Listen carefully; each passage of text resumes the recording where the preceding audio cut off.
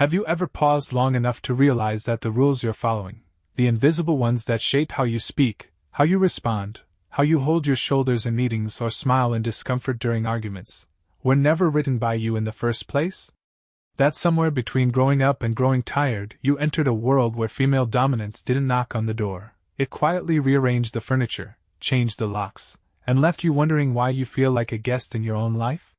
Let's not soften it with vague terms like imbalance or misalignment. Let's call it what it is, a slow erosion of male agency dressed up as progress.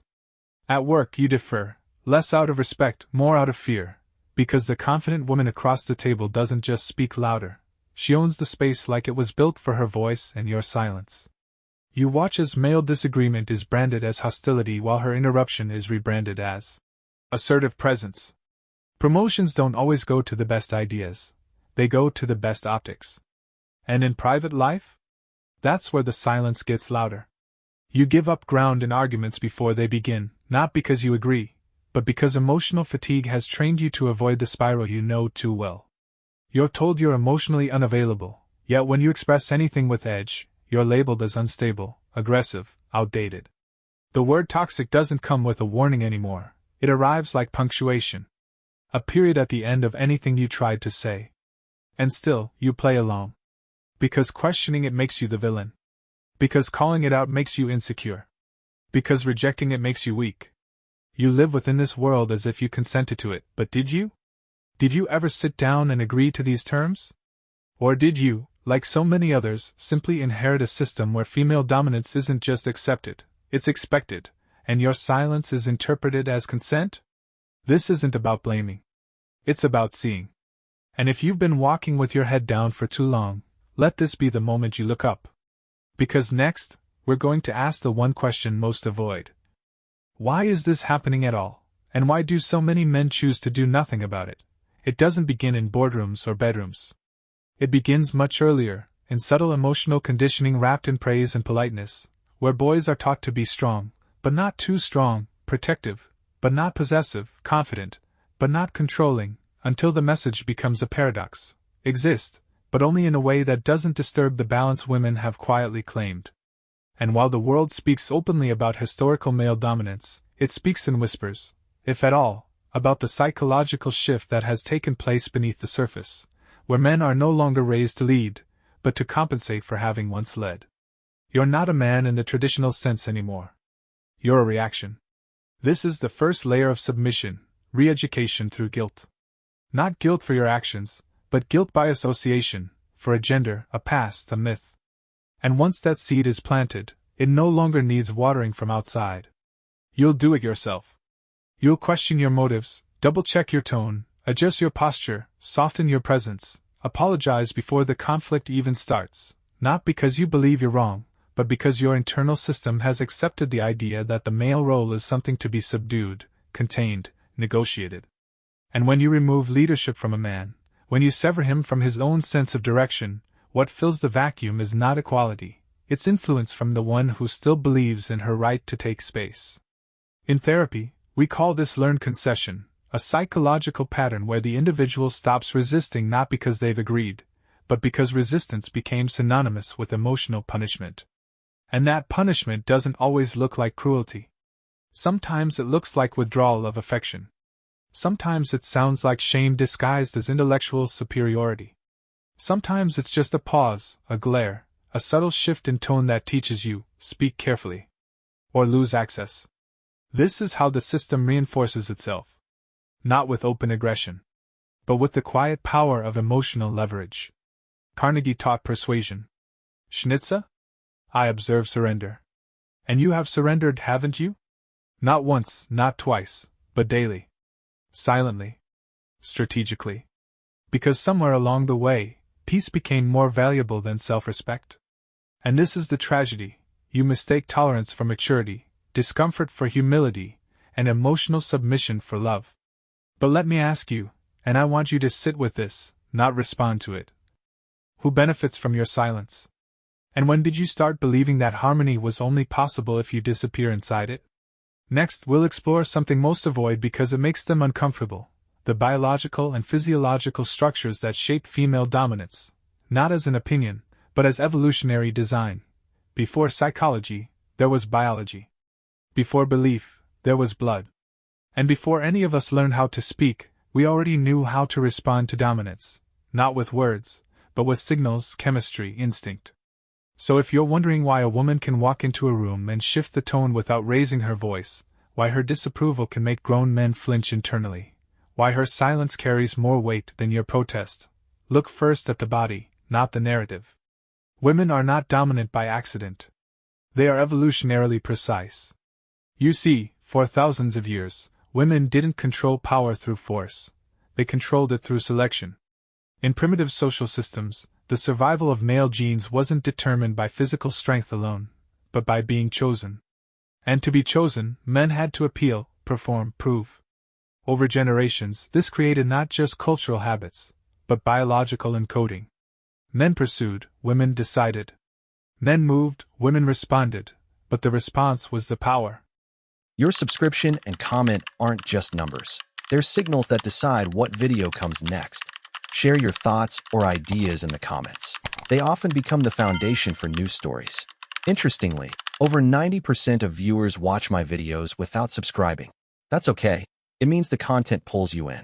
But subscribing helps you stay updated with the next parts. Hit subscribe, and let's create the next video together. Emotional approval became the gate to intimacy, connection, even identity. And now, in modern life, those instincts haven't vanished. They've adapted.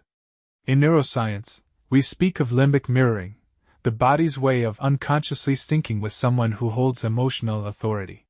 Women, neurologically, possess a more active mirror neuron system, making them hypersensitive to emotional shifts in a room. It's why she can sense when your energy dips, why she can detect your defensiveness before you even speak, why her emotional intelligence doesn't just interpret, it guides. In relationships, this becomes control through intuition. At work, it becomes control through tone. In conflict, it becomes control through strategic vulnerability. But it doesn't stop there. From a hormonal standpoint, estrogen and oxytocin build strong neural patterns of emotional memory. Every argument, every word you said with the wrong pitch, every time you pulled away too fast or didn't text back soon enough, she remembers. Not always in facts, but in felt experience. Her nervous system keeps score. And when that score builds, it gives her more power, not because she's cruel, but because you begin to doubt yourself in response to her memory. And then comes the final layer, social permission. A woman's dominance isn't just tolerated in society, it's celebrated, encouraged, framed as empowerment, even when it edges into manipulation. Meanwhile, a man's firmness is dissected, questioned, reinterpreted until he's not sure if he's standing up or standing down. And yet you keep asking yourself why it feels like the ground beneath you is tilting. It's not just the culture. It's the chemistry. You're reacting to a system older than language. But don't misunderstand me. Biology is not destiny. It's only the first draft. The next part? That's where the real agency begins, because now we ask, how do you stop stepping into this dynamic, and start recognizing the signs before you're already under her spell? No one tells you it's happening. There's no contract. No sudden flash of control. It arrives slowly, through small choices that feel polite, responsible, even admirable. You let her pick the restaurant. Fine. You adjust your schedule. Sure. You downplay your frustration to keep the peace. Understandable. But behind each of these, a message is quietly being written. My presence must not disturb her comfort. And before you realize it, your entire behavior has been rerouted, not by force, but by accommodation. That is how dominance begins in silence. She doesn't have to demand control. She simply teaches you what earns approval. And being the man you are, wired for peace, for love, for service, you comply. But the dangerous part? Is that it feels good. At first. You feel useful. You feel needed. You feel emotionally safe, because conflict has been replaced with subtle obedience. And yet, somewhere underneath, a part of you begins to dim. Not violently. Just quietly. You smile more. You ask less. You speak softer. You edit yourself mid-sentence. Not because you're afraid of her, but because you've learned that her silence is worse than her anger. At work, it shows up when you hesitate to challenge her idea, even when your gut knows better. You phrase your input as a suggestion, not a statement.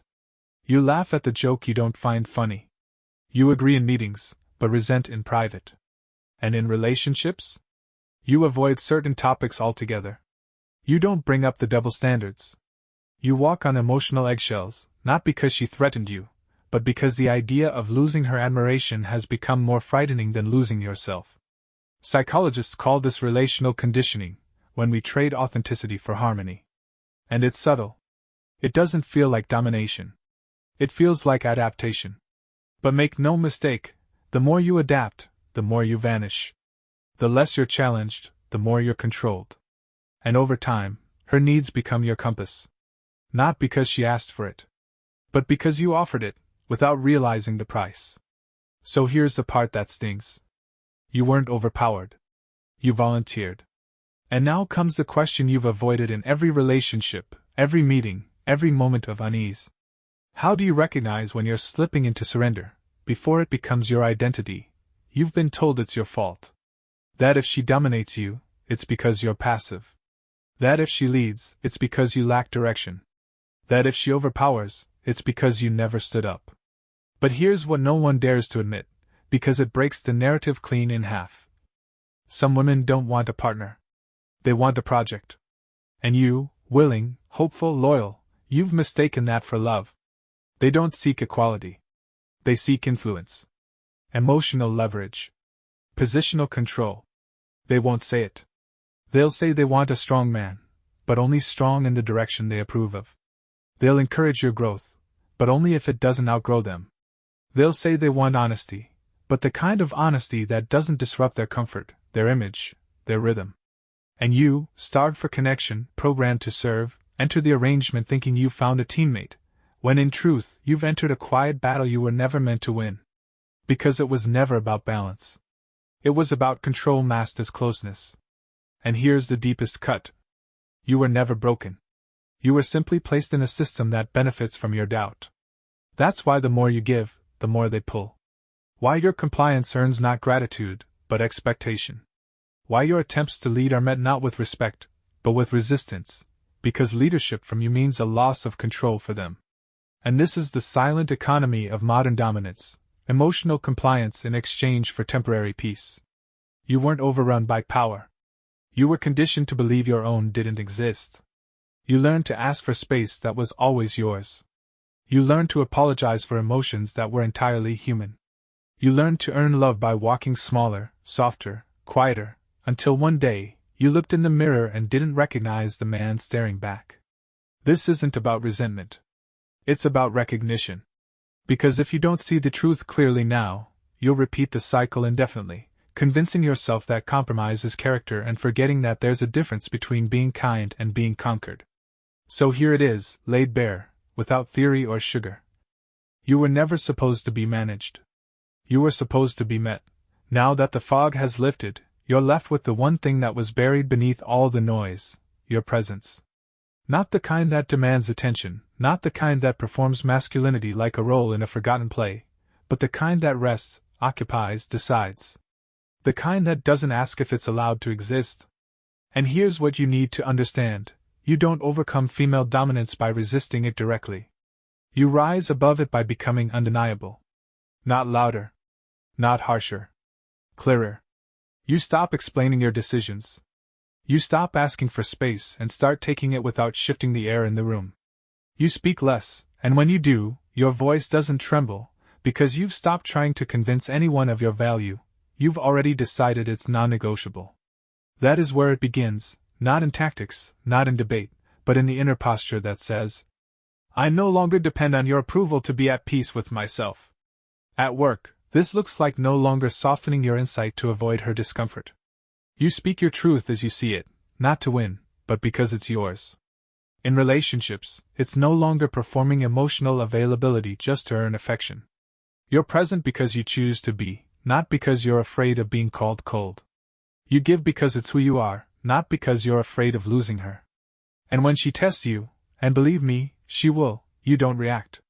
You respond if it matters. And if it doesn't, you let silence be the answer. Because silence, when it comes from groundedness, is louder than any defense. This is what Schnitze calls sovereign masculinity, when a man is no longer under negotiation. Not with her. Not with society. Not even with the old voice inside that still whispers, "Be careful. Don't lose her." You don't need to lose her. But you do need to stop losing yourself. So the question now is not, how do I get her to change? It's, how do I become the kind of man who doesn't need to be changed to be respected? Not all forms of dominance look like control. Some wear affection like a mask. Some come wrapped in compliments, in long looks, in careful questions designed not to hear your truth, but to redirect it. And if you don't know what to watch for, you won't see it. You'll only feel it, slowly, like a tightening around your voice, like walking through fog with someone else's map in your hand. Let's name them now. 1. Emotional gating. This is when she decides which parts of you are acceptable, based on how they make her feel. If you're assertive, she calls you aggressive. If you're quiet, she says you're emotionally unavailable. If you cry, she praises your vulnerability, but only when it doesn't make her uncomfortable. The gate is invisible, but you can feel it every time you step near the edge of your real emotions and hesitate. 2. Strategic fragility. This one's dangerous, because it's not loud, it's soft. She withdraws, sulks, gets quiet, not in sadness, but in control. She doesn't ask you to change. She lets her discomfort speak for her. And you, reading the room like a trained empath, rush to fix what was never broken. Over time, you start pre-editing your behavior just to avoid that look, that sigh, that distant silence that punishes without ever accusing. 3. Intellectual reframing. She doesn't yell. She outreasons. Every time you bring something up, she finds a way to flip it, make it about your tone, your timing, your history. You begin to doubt the validity of your own emotional experience. You question your gut. You walk into every discussion carrying the weight of proving you're not overreacting. That's not growth. That's gaslighting with grammar. 4. Passive authority. She doesn't need to dominate the space. She simply owns it by default. Her opinions are louder. Her choices take priority. Her preferences guide the day. You start deferring before she even speaks. Why? Because somewhere along the way, your internal compass was replaced by her comfort. And every time you reclaim a little ground, the air tightens, not with conflict, but with the unspoken threat of emotional distance. 5. Conditional intimacy. And here lies the most potent of all. The subtle, deep-rooted equation where your emotional or physical closeness is quietly tied to your compliance. She never says it outright. But your body knows, speak wrong, withdraw too far, assert too much, and the warmth fades. You start managing her mood like a thermostat. You call it love. But it's not love when you're constantly measuring your worth in silence. These forms of dominance don't use chains. They use familiarity. And the longer you live inside them, the harder it is to remember that partnership isn't about submission, it's about meeting each other without fear. So I'll ask you, quietly but clearly, what part of you have you abandoned to keep the peace with a woman who's never once asked you to fully exist? To resist psychological dominance, you don't need more fight, you need more clarity. Because the game isn't won through volume. It's won through presence. And presence doesn't flinch, doesn't over-explain, doesn't chase comfort in someone else's approval. It simply is, and in its stillness, exposes the manipulation without ever naming it. Let's walk through the armor that doesn't scream, but remembers. 1. Name the frame. When a woman reframes your emotions as aggression, don't argue. State calmly, I'm not raising my voice, I'm raising a boundary. You're not there to justify your tone. You're there to make it known. If she says, you're being cold, say, I'm being clear. Truth doesn't need warmth to be valid. It needs rooting. 2. Detach from her mood. Her emotional weather is not your responsibility to regulate. If she's distant, ask once. If she withholds, name it. But do not chase. Do not perform. Say, I feel distance, I'm available to talk when you are. And then you stop. You don't spiral. You don't beg. You stay still. Let her return without conditions, or let her leave without guilt. 3. reverse the gaze. When she flips your concern into a critique of your delivery, pause. Then redirect. You're focusing on how I said it. I'd like you to focus on what I said. You don't follow her out of the conversation. You invite her back to the core. This isn't control, it's containment. Emotional authority doesn't mean aggression. It means staying on track when someone else tries to steer. 4. Speak without trying to win. You don't need to be right. You need to be real. You don't use logic as a weapon, you use it as a mirror. You say what you see. Not to control, but to clarify. Let her react how she reacts. That's hers. What's yours is your stance. 5. Protect your space with precision. If she mocks, dismisses, or emotionally pokes at your truth, don't argue. Don't punish. Simply say, "This isn't a conversation I'll stay in if it becomes about control." And walk. Not to manipulate, but to teach your nervous system that your peace matters more than proximity. These aren't techniques. They're returns. To yourself. To your boundaries. To your right to be in a relationship without negotiating the core of who you are every time tension arises.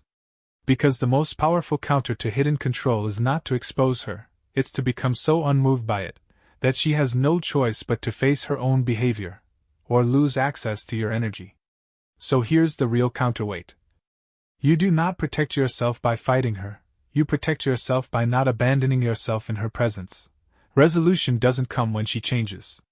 It comes when you stop negotiating your gravity. There's a moment every man reaches, quietly, without ceremony, when he no longer asks, "Will she stay if I speak?" and starts asking, "Why did I ever silence myself just to be tolerated?" And that moment changes everything. Not because the woman in front of him suddenly respects him more, but because he stops needing her permission to be whole.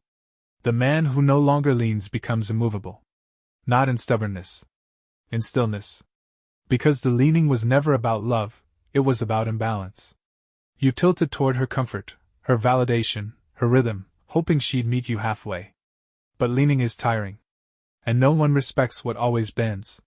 So here's the real shift. You stop moving away from pain, and you start moving toward clarity. That means every action becomes rooted in choice, not reaction. You speak when it matters. You walk when it's necessary. You stay when it's aligned. And all of it is done with no performance. You don't announce your standards. You live them. You don't lecture on respect. You embody it. And when manipulation shows up, you don't fight it, you remove your presence from the room it once controlled. The internal compass? It doesn't scream. It doesn't warn. It just turns you gently toward truth. You'll feel it in your chest before you can explain it. The breath that comes easier. The moment you no longer rehearse your lines. The day you realize you don't need her agreement to know you're right with yourself. Schnitze would tell you, reclamation isn't loud. It's clean. No resentment. No revenge. No need to convince. Just a man back in his center. Facing forward. Speaking less. Meaning more. So here's the question that shapes your next step, and it's not about her. What kind of man are you becoming now that you no longer trade parts of yourself for emotional permission slips? If you've walked with me this far, then you already know, the world hasn't changed. But you have. And that makes all the difference. You've seen now how easily dominance hides behind charm, how silence becomes submission dressed as kindness, how surrender doesn't always come with a threat, sometimes it comes with a smile. But more importantly, you've seen where you let it happen, not because you were weak, but because you were conditioned to survive in a system that told you your strength was dangerous, your clarity was rude, your boundaries were toxic. And now you know, the danger was never in your presence. The danger was in forgetting that you're allowed to take up space. This story was never about her. It was about the parts of you that disappeared quietly, one decision at a time, until you began to believe that emotional freedom had to be earned, that peace required performance, that love could only last if you bent far enough not to break her comfort. But now, something deeper has settled. You've stopped leaning. You've stopped asking. You've stopped handing over your self-worth in exchange for temporary calm. You've remembered that leadership begins with the ability to sit in discomfort without outsourcing your center. That intimacy is not earned through submission, but through truth. That peace is not the absence of conflict, but the presence of courage. Schnitze would say, "You were never meant to be understood by those who benefit from your confusion. And now, you no longer owe them clarity." So what have we learned? That dominance doesn't always look like power. That not all love is love. That you were trained to minimize yourself, and now you are untraining. That your strength is not in the fight, but in the refusal to abandon yourself ever again. And now? Now you move forward with a quieter voice and a stronger spine. Not to fix the world, but to never again forget your place inside it. Not behind her. Not against her. But beside her, when she's earned it. And alone, when she hasn't. This is where you begin, brother. Not as a reaction, but as a return.